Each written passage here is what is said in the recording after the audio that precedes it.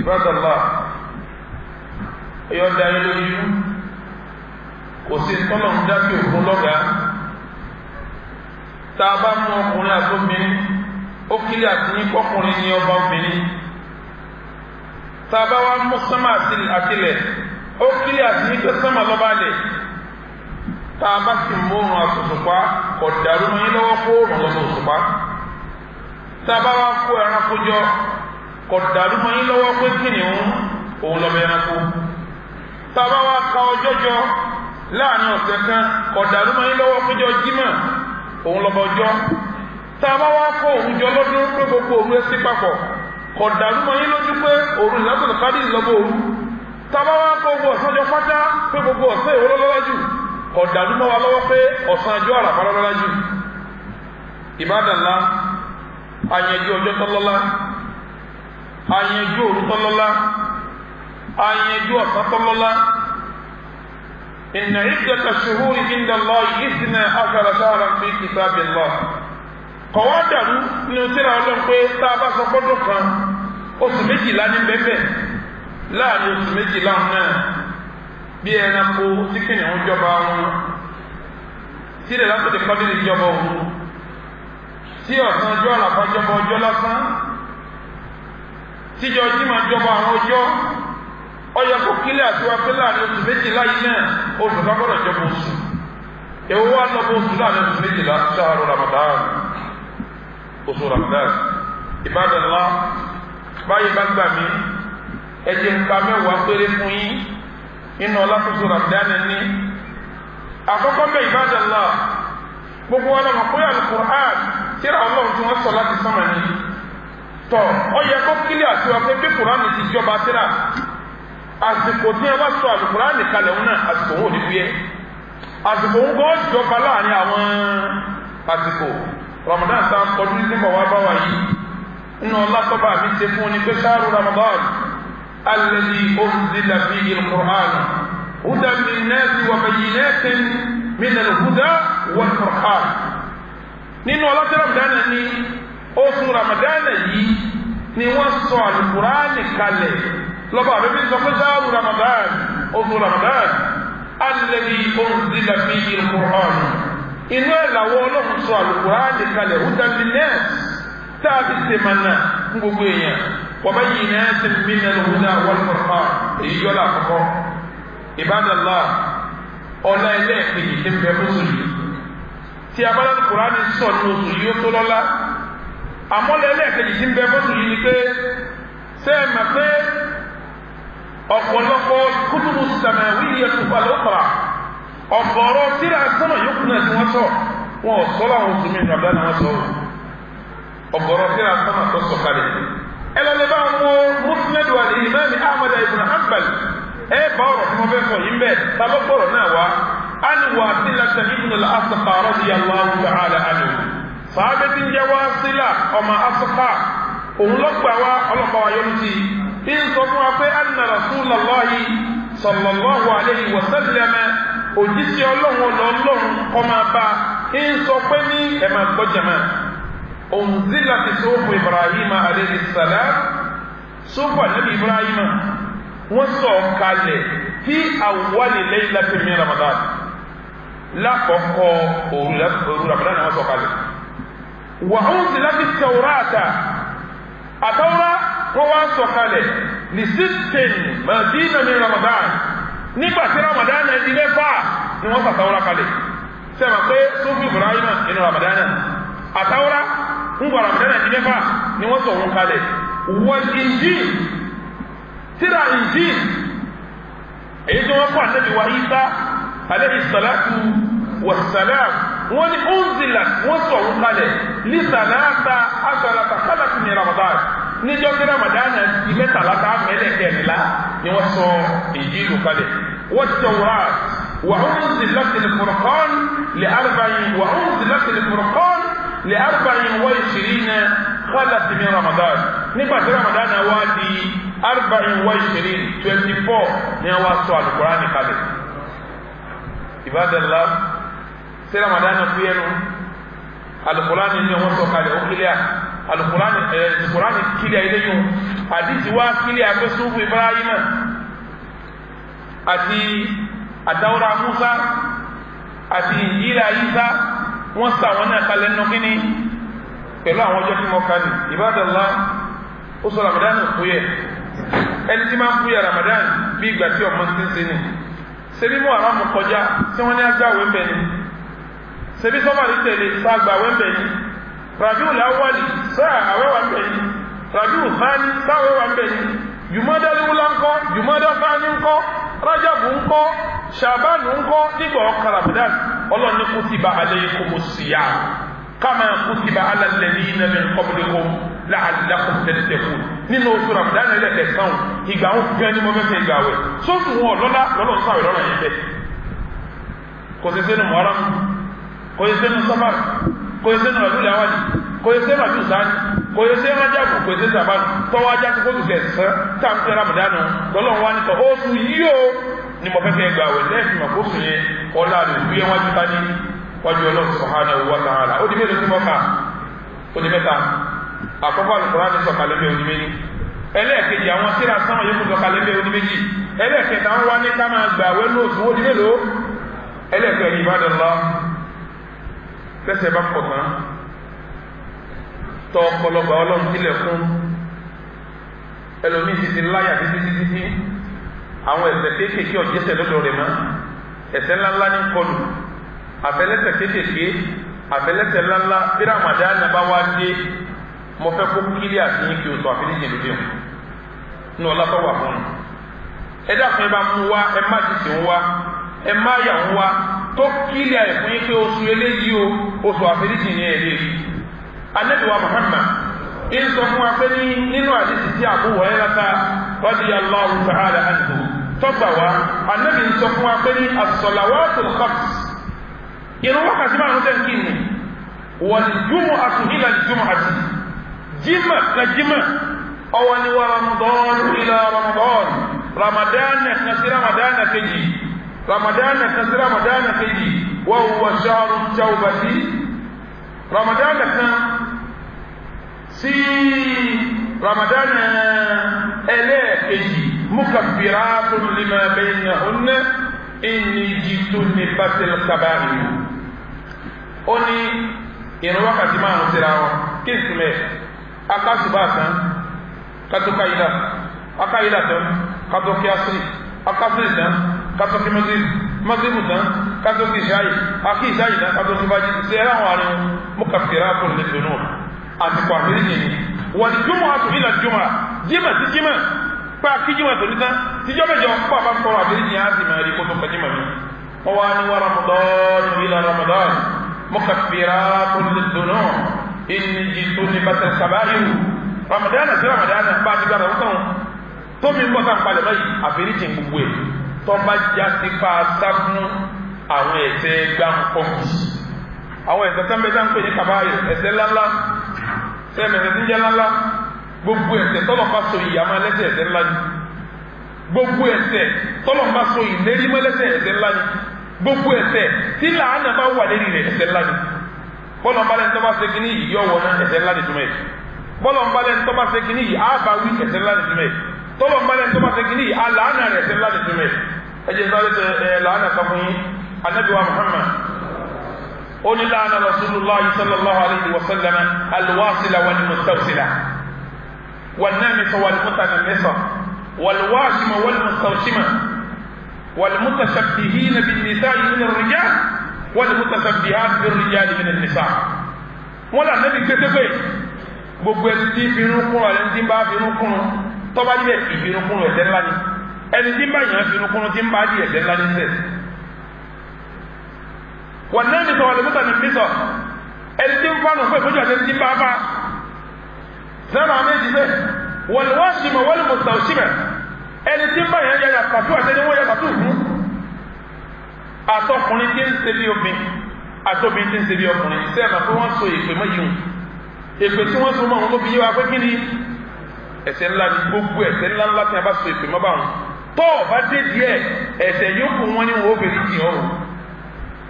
Ànábì ní wa Ramadan ila Ramadan mukaffiratun lima baynahunna inni jitunibatil kaba'ir ramadana sí ramadana ìmọ̀ pa ẹ̀ṣẹ̀ rẹ ni ẹ̀ṣẹ̀ ọmọ parẹ́ fún rẹ̀ inni jitunibatil kaba'ir tẹ́ni tí ń ṣe bá lè sá fún ẹ̀ṣẹ̀ ńláńlá ibadallah àwọn ẹ̀ṣẹ̀ ńláńlá pọ̀ àkọ́kọ́ nínú al-ishraku billahi subhanahu wa ta'ala kéèyàn ṣe nǹkan kọ́kọ́ lómi lẹ́sìn lẹ́yìn ọlọ́run èyí tó lágbára tẹ̀lé ní uququl walidayn kọ́ ọ̀sẹ̀ àbá kọ́ ọ̀sẹ̀ yá èyí tó lágbára tẹ̀lé ní as-sihru kọ́ máa fidẹ́ kọ́ máa sọ̀kù èyí tó bá kọ́ lágbára tẹ̀lé ní at-tawali yawm al-tahab kí wọ́n ní jihadu yá kọ́ sápadà lẹ́yìn ìwọ̀n tó bẹ́ẹ̀ ìwọ̀n tó bẹ́ẹ̀ ìwọ̀n tó bẹ́ẹ̀ tó wá kan wà dínà ìmọ̀ gbóbi tó nígi lérí ẹ̀sùn kọ́ máa fẹ́ rárẹ̀ fọkùnrin tí ò nígi lérí rẹ̀ ẹfẹ́yàwó ẹ̀sìn fẹ́yàwó ọlọ́kọ ó kéré ọ̀dàgbà sinasina jẹ́ ìbádàlá àwọn ẹ̀ṣẹ̀ wọ̀nyí ní jẹ́ kàbáyé bẹ́ẹ̀ bá lè sá fún sinatẹ́ sáfẹ́bọ̀ tẹ́ sá fún ìdẹ́kù pátá ń pè lóògùn àwọn òògùn tí tójú bọ́ kádàrá bẹ́ẹ̀ bá lè sá fún àti bàbá sẹ̀yà tẹ́ bá lè sá fún ẹ̀sá fún ìṣẹ̀rákù bíllá ẹ̀sá fún kí sòkòtò yín máa wọlé ẹ̀yin ọkùnrin ní báwí ni ẹ̀yin obìnrin jàgbáàbù yín gbọdọ̀ máa wọlé ní yín ni bẹ́ẹ̀ bá lè sá fún àwọn nǹkan wọ̀nyí tẹ́yìn obìnrin sá fún pinupinu tẹ́ sá fún ìmọ̀ afáànù pépéjú tẹ́ sá fún ìmọ̀ múra bí ọkùnrin sẹ́yìn gbogbo tẹ́ bá ti lẹ́yìn lẹ́yìn mukaffiratun lima baynahunna inni jitunibatil kaba'ir bí Ramadan bá ti dé ọba ti lọ báyìí gbogbo ètò tẹ́ bá lè tó tó fún Ramadan ni wọ́n máa parẹ́ ni tí ọba táwọn láti mọ wíyí bẹ́ẹ̀ ìbádàlá arọ́lá tí Ramadan nínú ó di mélòó tí mo kà báwọn ǹjẹ́ kò di mẹ́rin èyí tí ó máa jẹ́rẹ̀ karùn-ún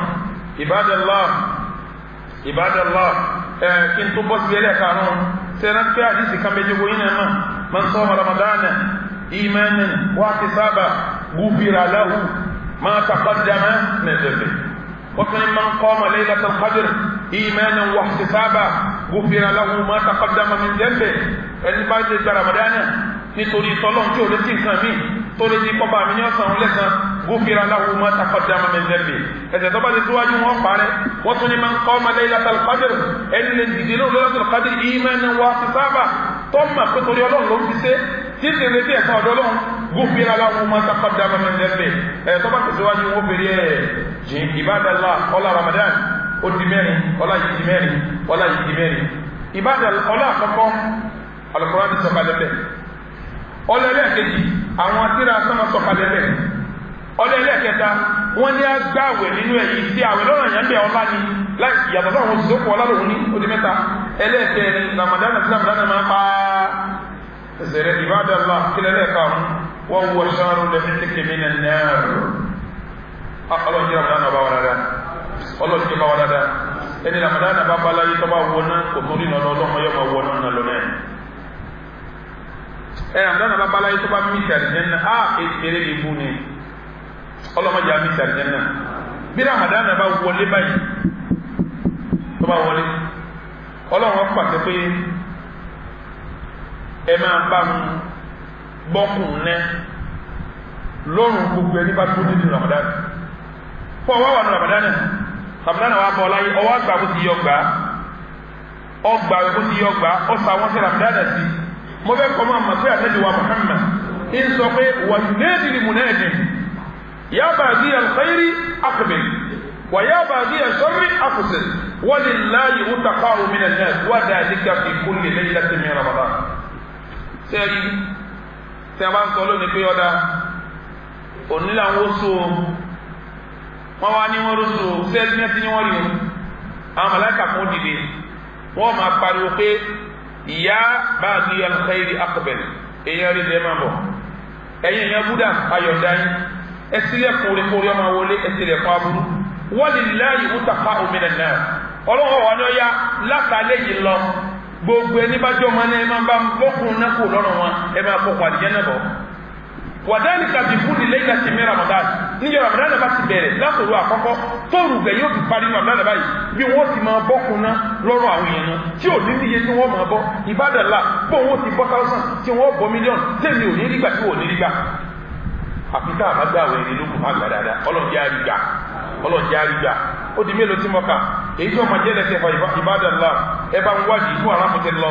safari ti lọ Rabiul Awwal lọ Rabiul Thani lọ Jumada al-Ula lọ Jumada Thani lọ Rajab lọ Sha'ban ń kásẹ̀ ńlẹ̀ Ramadan wa ń wọlé àwọn aráàdìsì kan àrí àyà kan tí wọ́n máa sọ fún wa pé ní Ramadan bá bí oṣù míì bá dé o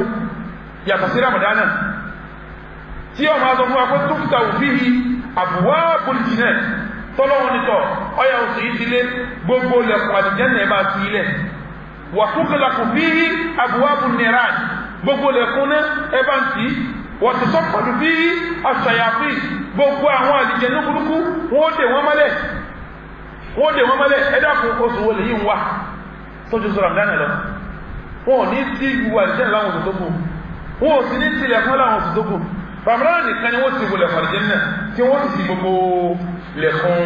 inú ná wọ́n tó lè láti ṣàyàfẹ́ gbogbo àwọn ìsú jẹ́gẹ̀jẹ̀gẹ́ wọ́n ni wọ́n mú wọn kí wọ́n lọ lédè wọn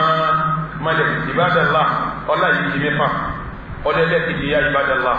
tí ń bẹ fún ṣáàrù Ramadan òun ni oṣù kẹta ń pè ní ṣáàrù Safar oṣù sùúrù sẹ́rí gbogbo iṣẹ́ ìbádà kọ̀ọ̀kan ló ní ẹ̀san ọlẹ́sàn tí ẹ̀ tọba ti bá ìyẹ̀sán rẹ̀ rí tọba ti bá ìyẹ̀sán rẹ̀ rí nígbàtí ayà káwà sọ̀kalẹ̀ tọba mi sọ pé innama yuwaffa as-sabiruna ajrahum bighayri hisab àwọn onísùúrù àsàn wọ́n lẹ́sàn wọn yuwaffa as-sabiruna ajrahum àwọn tí wọ́n ní sùúrù àsàn ẹ̀sán tẹ́ wọn bighayri hisab ẹ̀sán yẹn bá sọ fún wọn olóǹkà nígbàtí àwọn afọ àwádìí ẹni tọ́lọ̀ nígbà lórí pẹ̀lú sabirun wọn làwọn as-sa'imun àwọn aláwẹ̀ ẹ̀sán àwẹ̀ ní olóǹkà torí pẹ́ni tó gbáwẹ̀ taraka shahwatahu wa aklahu wa shurbahu lillahi subhanahu wa ta'ala kọjẹ́mẹ́ kò mú mẹ́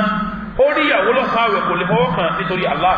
ọlọ́wọ́ wa ní pẹ̀lú sùúrù tó sẹ́wọ̀n èmi ọlọ́run ọ̀sán ọlẹ́sàn irú ẹ̀sán báyìí wá ní kò tó kàfẹ́sàn náà innama yuwaffa as-sabiruna ajrahum bighayri hisab ẹ̀sán aláàlú níbi tí yóò kú sí ọwọ́ kú àníyàn ìkọ̀ọ̀kan pẹ̀lú àwẹ̀ tó bá gbà ẹ̀sọ́ máa jura wọn lọ́wọ́ pẹ̀lú sùúrù tá a bá nínú àwẹ̀ kan pẹ̀lú ara wa Ibadallah ẹlẹ́kẹjọ oṣù Ramadan ti pọ̀ yìí orí wọn náà gbogbo táwọn náà ó lè má yí ọ pé bùkátà rẹ ní ilé ọkà kiri bùkátà rẹ ní ilé ọkà kiri ẹ̀sìn ọ̀yẹ́lómi bùkátà ní ilé kiri yóò ní òun ti ẹ̀rọ ọmọ bí yóò ní òun ọ̀sàṣẹ́ yóò ní àlóhùn òrìṣẹ́ yóò ní bẹ́ẹ̀ ni ọmọ àwọn yẹnjú yóò níbẹ̀ ni òun kọ́lékù láàpò wọn payẹ́ yóò níbẹ̀ ni gbèsè ìkẹ́ ti pọ̀jù yóò níbẹ̀ ni òun nìkan gbogbo ayé lékè àtàjẹ́ àtọ́jú àtẹ̀mẹ̀rẹ̀ ìwọ nìkan wọ́n lékì mọ̀ fẹ́ sọ fún ọ oṣù téèyàn ti gbàdúrà téèyàn ti ṣe àdúrà tí wọ́n ti gbàdúrà tájú ìpadà Ramadan ni o Ibadallah ẹ lọ ká ayà Ramadan nígbà tó bá mi fẹ́ parí ayà wọn ni wá idha sa'alaka ibadi anni fa inni qarib أجيب دعوة الداعي إذا دعان فليستجيبوا لي وليؤمنوا بي لعلهم يرشدون ọba mi nígbà tí ó kàn yàrá náà ó ní wá ìdá àjàkà ìbáàdì àlè ìwà nẹ́bí báwọn ẹrú rẹ bá ń béèrè mi pé mi dá sọ fún wọn pé fa inni qarib èmi súnmọ́ wọn ujibu da'wata da'i idha da'an bẹ́ẹ̀ni tí ó pè mí bá ń tí ń pè mí lẹ́ẹ̀kan náà ní màdá lóhùn ṣùgbọ́n dáwò fálíyẹ̀sẹ̀ṣìbúlì kó wọ́n débi náà lóhùn náà ìtumọ̀ ẹni pé gbáwẹ̀ bó ti yẹ kó ṣe kí ni wọ́n ni yóò mínú bí kó sì sọ àwọn ilẹ̀ fọlọ́mọ́gbà torí dí mi lẹ́yìn ọlọ́run láàlùláhùn ìyẹn ṣòzòrò ìyẹn ní òjò orí nǹkan gbà lọ́dọ̀ ọlọ́run ìyẹn ní òtọ́ sọ́nà déwájú ọlọ́run tó bá dé ẹ̀rọ sọ̀rọ̀ Ramadan ṣáàrù istijabati du'a oṣù tó wọn bá gba àdúrà ni ǹjẹ́ kò di mẹ́jọba àwọn ẹlẹ́ẹ̀kẹsẹ́ Ibadallah Ramadan ọlọ́lá púpọ̀ òun là ń pè ní ṣáàrù júùdì wal ihsan oṣù téèyàn máa tọrẹ tí máa tànú dákun ọba fẹ́ sànú tọfẹ́ tọrẹ tọba fi sínú Ramadan ọmọ lórí jù yí tó kù lọ Ibadallah ká sì sàárà nù Ramadan ká tọrẹ nù Ramadan ó lóore jà wọn tó kù lọ Ànábì wa Muhammad nínú àdìsí tí ọlọ́láfíà Ànábì ń sọ fún wa pé ní afdalu sadaqatun fi Ramadan èyí tó lọ́lá jù nù sàárà ní sàárà ká sínú Ramadan Ànábì wa Muhammad tọrẹtọrẹ ni olùsọ̀yẹ púpọ̀ fáyidà jẹ́ Ramadan bí Ramadan bá wá dé yóò máa wá ta ọrẹ karrihil mursala bí atẹ́kùn tí ń fẹ́ ká tí ọ̀dọ́ sáàmà tí ọ̀dọ́ rẹ̀ máa bá nẹ́bí tí máa sọ lẹ́nu Ramadan Ibadallah ẹ̀rí pé bí Ramadan bá wọlé nísìn gbogbo ẹni tí ó bùn wá mílíkì yóò máa bọ̀ wá àbí bẹ́ẹ̀ kọ́ ni àwọn yóò máa gbé sẹ̀mú wálé wa àbí bẹ́ẹ̀ kọ́ ni àwọn yóò tún máa mú bisikíìtì wa ẹlòmí yóò tún mú bọ́m̀bìtà wa ẹlòmí yóò tún mú mílò wa ayé ìgbà àbínú Ramadan ìtumọ̀ ẹni kó fi Ramadan ní kíni oṣù kíni oṣù ọ̀rẹ́ ta sórí bí wọn náà tí wọ́n ń gbàùn táwọn ń gbàùn àwọn ọ̀tún máa ti sí ẹlòmí àníwá gbà kásẹ̀ àbùsẹ̀ ká kójọ tó lé wa ká níyà Ramadan náà ń dé ẹlẹ́yìn lọ kásẹ̀ ẹ̀ máa ta ṣúgà lẹ́wọ̀n àti mílíkì èyí ṣe báwọn bí wọn bá wá gbà báwọn ó tún wá ṣe kíni ó tún fáwọn èèyàn torí fóòtù tẹ wọn oṣù kẹ máa tọrẹ ni yóò débì kan tẹ ẹgbẹ́ bá kó fún wọn tí wọ́n mú ìtọ̀fẹ́ jẹ mbẹ́ ó tún wá kó fẹ́ lómi tọ́wọ́ kan lọ́sẹ̀ náà yóò tún kó fẹ́ lómi yóò padà wá débì kan tí ò níbi tí ó lọ mọ́ ibo ni ò sí níbi tí ó lọ mọ́ bí ẹni tí ò ní tí ó jẹ tẹ́lẹ̀ bó lọ́fẹ́ lọ́dọ̀ rẹ̀ mọ́ irú wọn gan ni wọ́n bí yẹn bá ti gbajúmọ̀ tó wọ́n ti bọ̀ ní nǹkan tó àwọn kan bẹ́ tí ò ní gbajúmọ̀ kò ní rí nǹkan kan ìwọ́n tó ní gbajúmọ̀ tó ń gbà wọ́n máa ha fáwọn tí ò ní kíní tí ò ní rí tọ́pá dọ́dọ̀ tí wọn kò síbi tí ń lọ mọ́ kìí ṣe líle ní fún ọkọ wá dájọ́ kíyàwó rẹ̀ máa kálẹ̀ yàwó yìí fún mi kìí ṣe líle fún ọ torí pé ṣáàrù Ramadan ṣáàrù lè jú dé wọ́n ti sá oṣù tí yẹn tọrẹ tí fún yẹn nìkan yìí èyí máa tọrẹ ní kárí ìlú mọ́sálà bí atẹ́kùn tí ń fẹ́ kílọ̀ máa tọrẹ tí wọ́n ní torí wọn ní ayé máa kó náà wẹ̀ láwa ní gbogbo ẹ̀yin tẹ́ bá ní sẹ́ńjì lọ́wọ́ èèyàn lọ́ bá bùkún ìwọ́sọ ọjọ́ tó sẹ́kù ẹni tá à ń pèlè tó lówó lọ́wọ́ lẹni tó lóúnjẹ mẹ́ta òjọ́ bọ́ bá ti ní sáré pẹ̀lú tó ń darí ojú lọ́rọ̀ ní Islam gbogbo ń tọ́ba kùnú ní sàdákà lẹ́yìn rẹ̀ ẹ má kúrú ní sàdákà ní Ramadan as-sadaqa fi Ramadan afdalu sadaqat sàrà ní Ramadan lọ́la jùlọ sàrà ibadallah mo rò kó di mẹ́sàn-án báwọn ẹ jẹ́ ibi kẹ́ wá lé kí wọ́n sinmi díẹ̀ kí n bẹ̀rẹ̀ kó túbọ̀ àmì ẹlẹ́ẹ̀kejì ibadallah shahru Ramadan oṣù Ramadan yìí shahrun fihi laylatul qadr التي هي أفضل الليالي كلها lóṣù Ramadan yìí lóṣù ní òru kan bẹ́ẹ̀ ọlọ́run ò ṣe yẹn òru mọ́ sínú Muharram kọ̀yẹ́ sínú Rajabu kọ̀yẹ́ sínú Ṣàbán kọ̀yẹ́ sínú Zulhijja bẹ́ẹ̀ ni ọ̀yẹ́ sínú àbílẹ̀ wal watani ọwọ́ àyẹn òru tọ́jọba gbogbo òru tí a ń pè ní Lailatul Qadr ọlọ́run wá fi sínú Ramadan ibadallah Lailatul Qadr yìí ẹni ọlọ́run bá ṣe orí ibẹ̀ fún kó dúpẹ́ fọlọ́run nígbà bá fẹ́fẹ́ ròyìn òru ó ní Lailatul Qadr khayrun min alfi shahr òru ẹyọ kan yẹn ó lóore ju ẹgbẹ̀rún oṣù lọ ọlọ́run tó ní fiha yufraqu kullu amrin hakim amran min indina ìjọ ńlá máa yanjú ọ̀rọ̀ bá máa pàṣẹ wá látọ̀dọ̀ àwọn ọlọ́run ibadallah òru yẹn tanazzalu lil malaika war ruhu fiha bi'idhni rabbihim min kulli amrin salamun hiya hatta matla'il fajr sẹ́yìn gbúrò bẹ́ẹ̀ Ramadan lòdù yẹn wà arọ láti ń bẹ fún Ramadan nìyẹn anábìwá Muhammad nígbà òdìjọ kan nínú àdìsí tí a ní sọ̀rọ̀ máàlì gbígbà wá ń sọ fún afẹ́jà kala Ramadan ó ní Ramadan wọ ilé nù kan anábìwá sọ fún wọn pé inna hadha shahr qad hadarakum ẹ̀yin sábẹ̀ mi Ramadan ti wá bá yín báyìí o wà fi laylatun òru kan bẹ́ẹ̀ khayrun min alfi shahr ó lóore jẹ́ gbẹ̀rún oṣù lọ faman harramaha faman hurrimaha faqad hurrima al-khayru kulluhu ẹni wọ́n bá sọ̀rọ̀ ilé wọ̀ gbogbo rẹ̀ wọ́n gbà lọ́wọ́ rẹ̀ wala yuhramu khayruha illa mahrum wọn ò ní ṣe òru ilé wọ̀ fẹ́nìkan àfẹni tí ó rí bínú ọlọ́run tí ó kó nínú ìdẹ̀rọ ọlọ́run ẹ̀dá kò jẹ̀mọ́ Lailatul Qadr ń bọ̀ arọ láti bẹ fún Ramadan òun lòrù yìí jẹ́ Allahumma izza al-islam wal muslimin wa adilla ash-shirka wal mushrikin wa dammir a'da'aka a'da' ad-din وانصرنا نام عبادك الموحدين آمين يا رب العالمين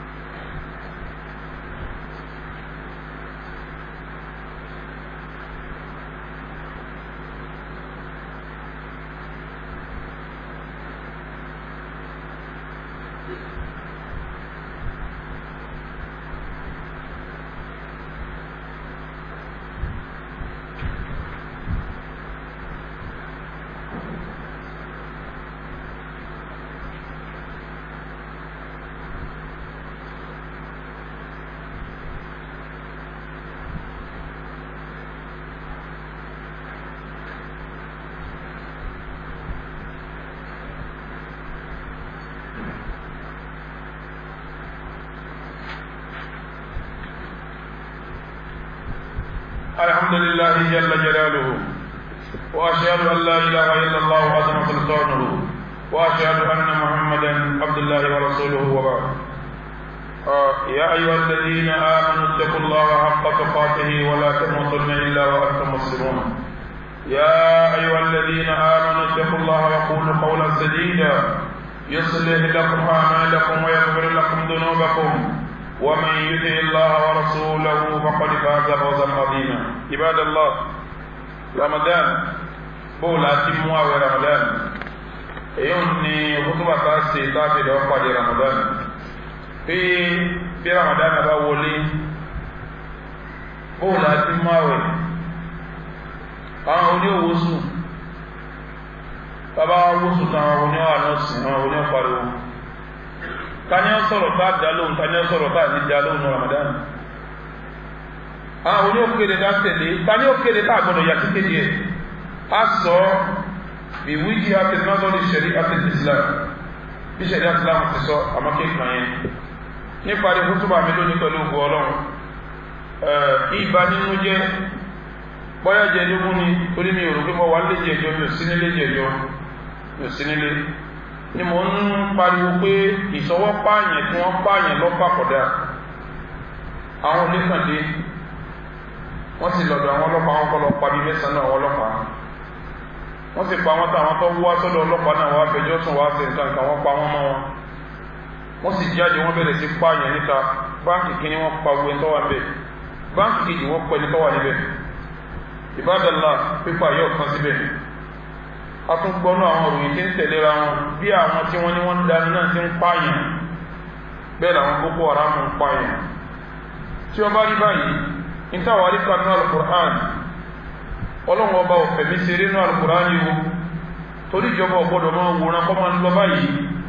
nínú tí Ìsìlámù òbí ṣeré tí òbí sàwàdàdà mẹ́wàá tí ẹ bá lọ lè wo Suratul Maida àyà 32 ńgbà tọ́lọ̀ fẹ́ sọ̀rọ̀ ẹ̀mí bẹ́ẹ̀ Ọlọ́run ní man qatala nafsan bighayri nafs ẹni bá pa ẹ̀mí tẹ́mi òsì dáná tí ó pààyàn rí